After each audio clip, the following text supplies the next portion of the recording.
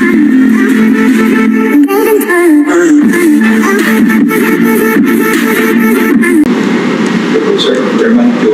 good morning everyone. Sana po ay ma-address po namin yung mga tanong po ninyo. Nandito po kami para sagutin po lahat ng inyong mga tanong. Magandang umaga.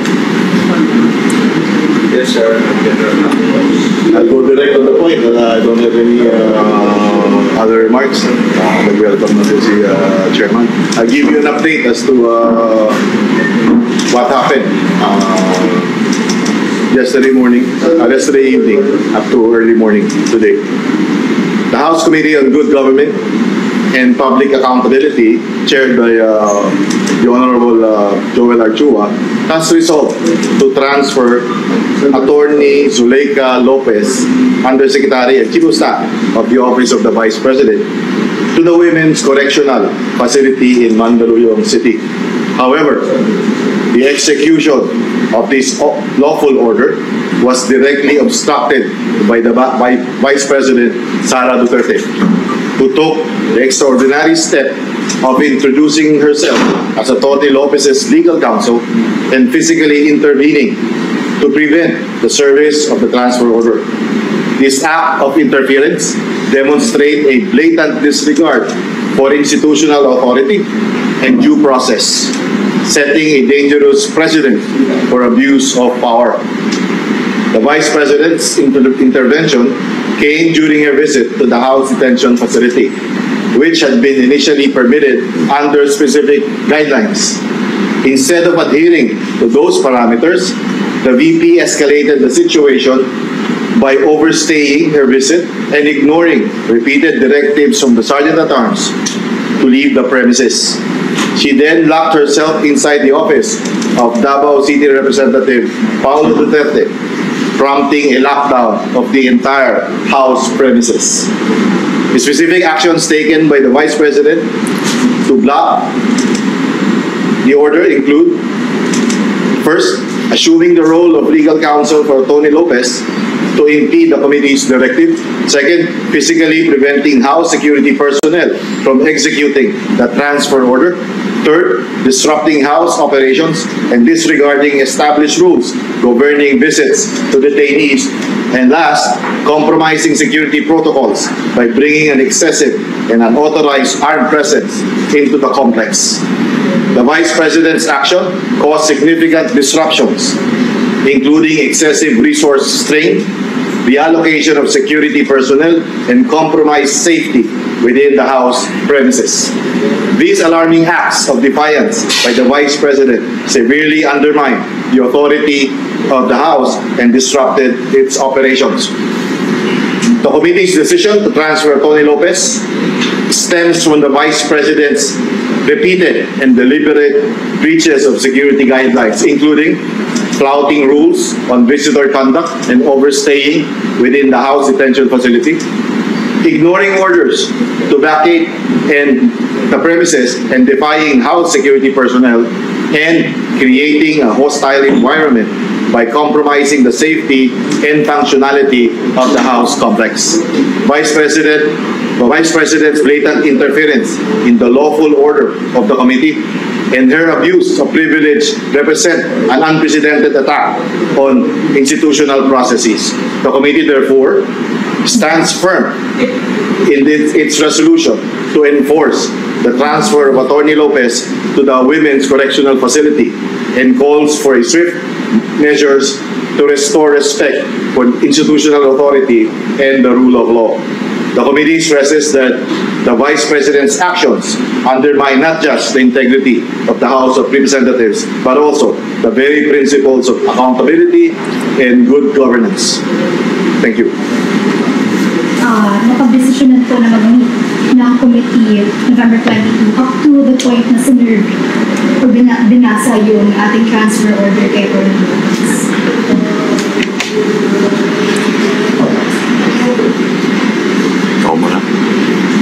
Kagabi po, kahapon po kasi nagkaroon po kami ng concern, yung mga miyembro po ng ating committee nag-request po ng Zoom special meeting sa ating committee dahil nga po sa na-alarm po yung mga miyembro po ng committee dahil nga po sa mga request ng ating Vice President. Nakatanggap po kasi kami ng 2 sulat. Yung isang sulat po ay galing po kay Congressman Pulong Duterte kung saan ini-inform po niya ang committee na ang Vice President daw ay pinapayagan niya na mag-stay sa kanyang opisina. At yung pangalawang sulat naman po ay nakatanggap po kami ng sulat galing po sa ating Vice President na payagan siya na mag-jogging sa vicinity ng House of Representatives. So ito pong 2 sulat ay ating pong isinumite sa ating mga miyembro through Viber. Pinag-usapan po namin at amin pong doon po sa aming pag-uusap, sabi po ng mga miyembro natin ay wala naman po ito sa aming kamay dahil hindi naman po ito wala na po ito sa jurisdiction ng aming committee. Kaya napag-desisyonan po na ito po ay i-refer sa Sergeant at Arms. At yung nga pong nangyari, ito po i-refer namin yung sulat sa Sergeant at Arms. Pero yung mga miyembro po ay after a while nakatanggap na naman po tayo ng tawag sa mga miyembro at concern dahil nga po meron daw mga nagpo-post ng mga sa Facebook tungkol po dito sa mga sulat. So medyo na-alarma po yung mga miyembro kaya nag-request po ng Zoom meeting. At kami nga po ay nagkaroon ng special session kagabi through Zoom, via Zoom po. At doon po sa aming pag-uusap, ang isa nga po sa mga napag-usapan ay yung security risk. Hindi lamang po ng ating House of Representatives, pati na rin po ng ating Vice President. Kaya nga po napag-desisyonan po ng mga miyembro ay ito po ay transfer doon sa pasilidad na mas may kapasidad at may kakayahan na mai-secure nang sa ganun po ay maging maayos. Dahil alam naman po natin na pag nandiyan po yung Vice President, yung mga security po natin ay mababawasan. Ito po ay tututok sa ating Vice President at mawawalan po ng security yung mga ilang outpost po dito. Kaya yun po yung napagdesisyonan, pan motion po, unanimously po. Ito ay pinagbotohan. So, kaya po yun ang naging desisyon po ng committee at naglabas po kami ng order. Saan oras po yung meeting? Kung hindi po ako nagkakamali, pasado, alas 11. It's also at 11. Yung order. I think past 7 or 8, parang gano'n. Hindi ko na masyadong na-monitor because umiikot po kasi ako noon sa aking district. So nung nagkaroon po kami ng I think 7:30, between 7:30 to 8:30, around those time. Sir, after po pag-desisyon na ng komite na transfer si Atty. Lucas, anong oras po yung unang beses na binasa po kay Atty. Lucas yung transfer orders? Kung matandaan ko po mga bago ating gabi. Siguro po mga 11:45 or thereabouts. Yun yung first na binasa ko ng ating mga kababaihan na LSP, yung kay Atty. Lopez na kailangan nung i-implement ng Legislative Security Bureau yung order na transfer coming from the committee. Sir, can you narrate it to us? Kasi according to Atty. Lopez, a while ago, 9 men barged into her room and took her phone. And then bago binasa yung transfer order, doon po sa inyong sinasabi, women po ang pumasok. Can you just I think the video and pictures would speak better than however I'm going to explain it.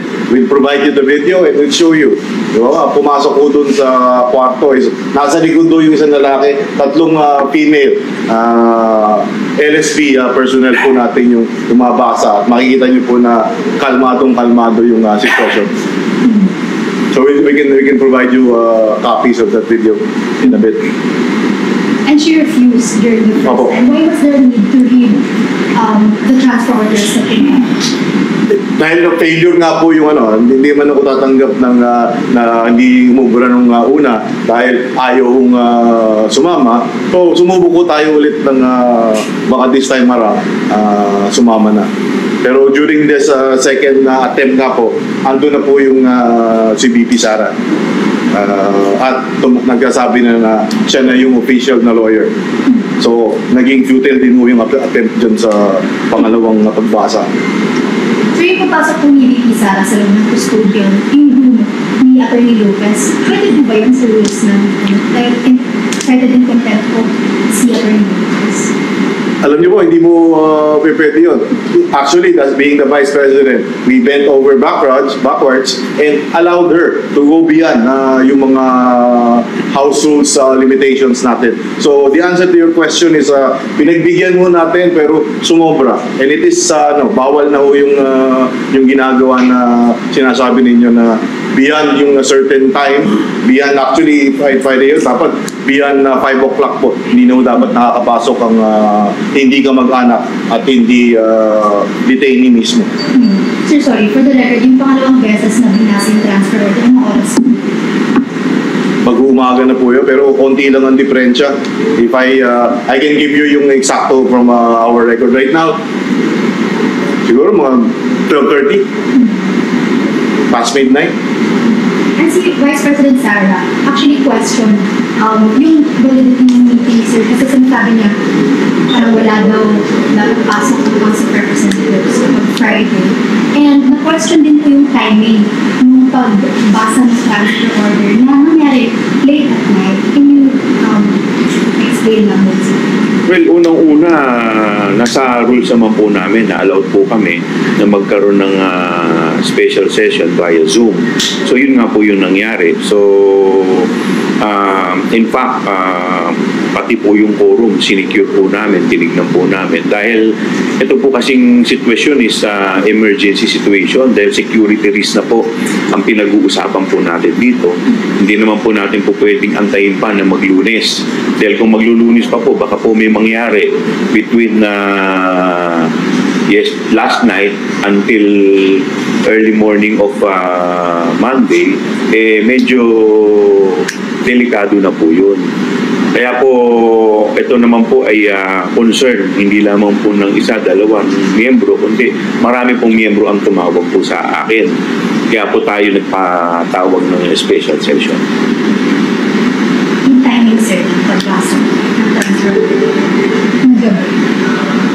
Paano again? Pakiulit mo yung... Yung timing po ng pagbasa ng transfer order, pag-execute ng transfer order na nabanggit nga po 11:30 to 12:30. So, medyo pakulog na dapat na yung si Atty. Lopez. Alam niyo po, wala na po pong sinasabi na patayan kung anong oras yung dapat na-implement. Apo, dahil nga dun sa sitwasyon na medyo tensionado sa ating Kongreso, minarapat po na ng ating security na i-implement tapusin kagad yung transfer order. So wala naman po kami na-violate na batas by doing that. Sir, sinabi rin po na may kinuha daw po niya sa akin? Then again, the best explanation for that will be the video that we will be providing you. It should show kung meron bang kinuhang cellphone yung ating mga security. Sir, sige, pag-usapan din natin yung issue dun sa ambulansya. Meron pong hinahan ng ambulansya sa gate when Atty. Lopez wasn't feeling well. Can you explain why that happened and bakit natagalan yung pag-respond to her medical needs?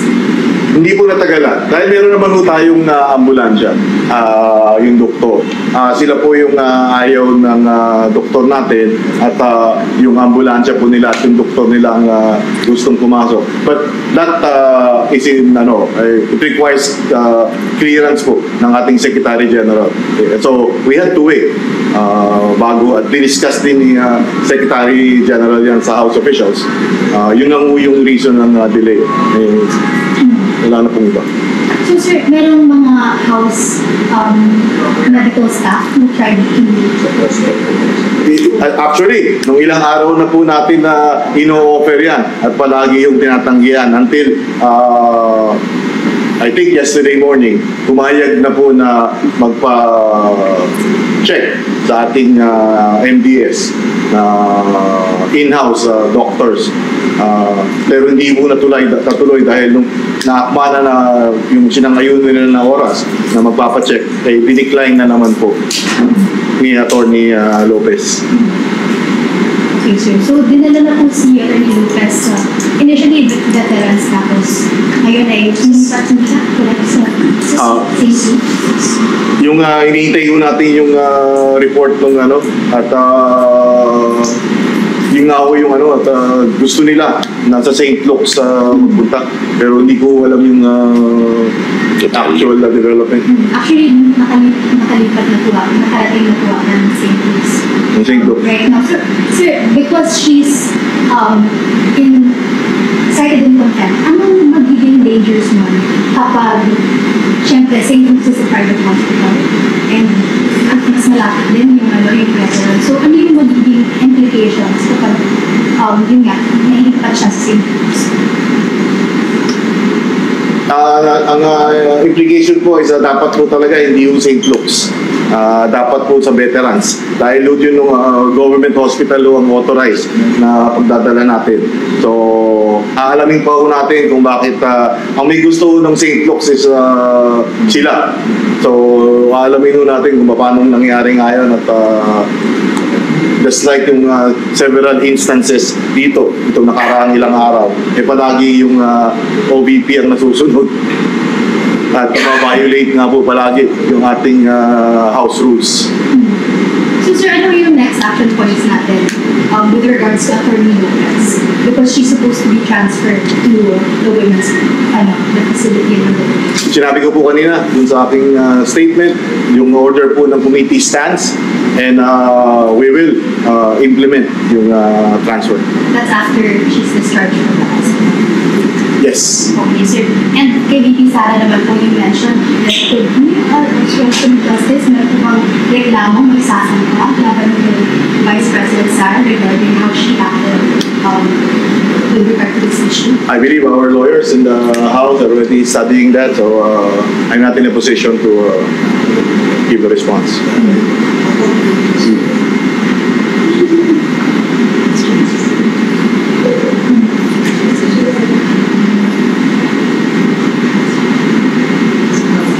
Just to add, alam po ninyo sa ating pong saligang batas, ang presidente po, ang vice-presidente po, at ang mga miyembro po ng kabinete ay hindi po inaalaw na mag-practice ng kanilang profession.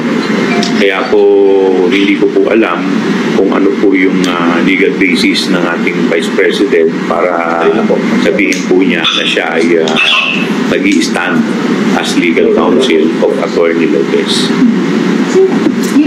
Pero di ba, kunwari, si Senator Tolentino stands as legal counsel ni Senator Lopez, meron bang ganun inaalaw na? Specific po kasi yung ating Constitution. President, Vice President, at saka members ng Cabinet. Yung mga senador, under limited practice yan kung hindi po ako nagkakamali, tsaka mga congressman. Yan po ay nasa ating saligang batas. Sir, nabanggit kasi although vague lang na sinabi ni VP Sara na posible na magsampa sila ng reklamo regarding what happened tonight. Yun nga yung may pagharang sa ambulansya at pag umano ng cellphone. Paano po yan i-address na Hintayin po natin kung ano yung complaint dahil hindi ko alam kung ano yung sinasabing complaint na haharapin po natin. Sir, VP Sara said po na humingi daw po sila ng tulong sa mga tao doon pero wala na po kung man sila nag-respond. Question po, why did it take so long po for Atty. Lopez to be put into the hospital? Napaliwanag ko kanina na ang assessment ko natin is hindi naman ganun ka-serious yung medical condition and on the way na rin naman yung ating yung mga mga medical doctors. Tingin ko, hindi naman ganun katagal na yung hinintay. Nakadating na rin yung doktor. Ang sinasabi ko nila siguro may naging katagalan is yung pag-aalaw natin ng pagpasok ng doktor po nila. Napaliwanag ko naman ang reason lang is meron naman tayong house doctors. Bakit hindi natin bibigyan muna ng tiwala? Sir, after this, si Kong Pao, nag-reach out na after what happened tonight. After what happened tonight, kasi ang letter ay sa office niya mag-stay si Vice President Sara. Has he reached out to the committee? Or? Tumawag po sa akin si Congressman Paulo, binabanggit po niya yung paglipat ng kanyang, sabi ko, hindi naman po para sa akin na magdesisyon yan because that is the decision of the committee. Dahil lahat naman po yung mga sulat nila, ito po lahat ay kinukonfirm po natin sa mga miyembro po natin at hinihingi rin po natin ang kanilang mga insights at saka mga opinion. Sir, tumawag si Congressman Paolo regarding the transfer order? Ay, hindi po. Yung pong sa paggamit ng kanyang kwarto, yun lamang po. But after what happened tonight, meron po bang? Wala po.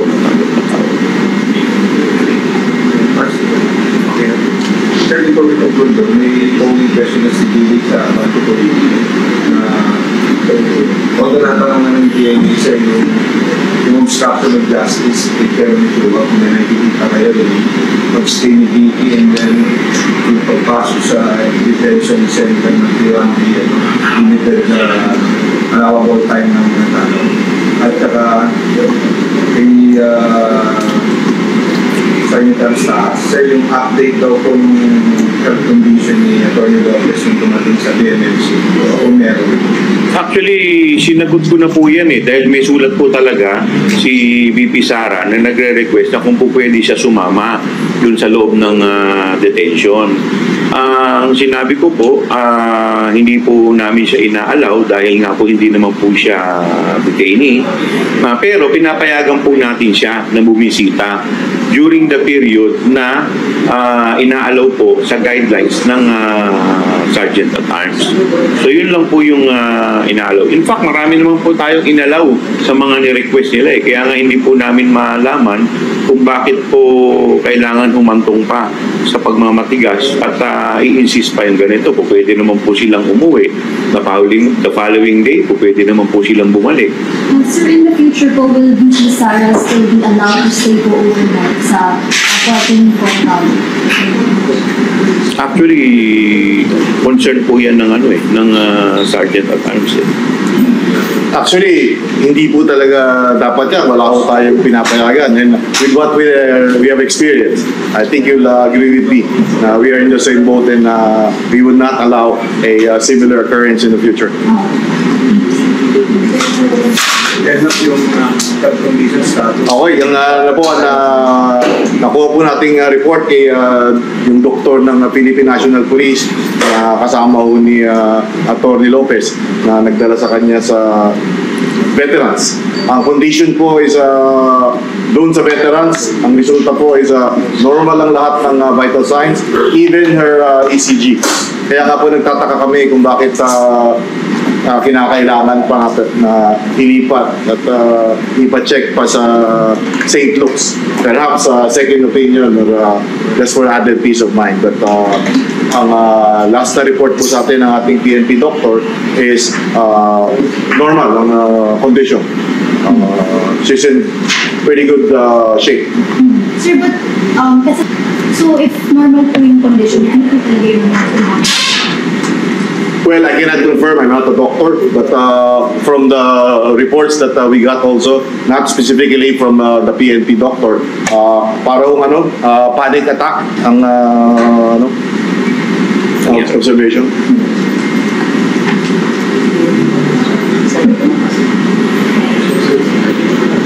Sir, na-mention din po kanina sa interview with VP Sara na itong si Attorney Lopez, she took a ball pen and then she aimed it at the wrist po. Ano po kaya mga possible interventions na pwede po regarding that? Hindi naman po siya, hindi naman po, minomonitor po natin yan. Train po yung ating mga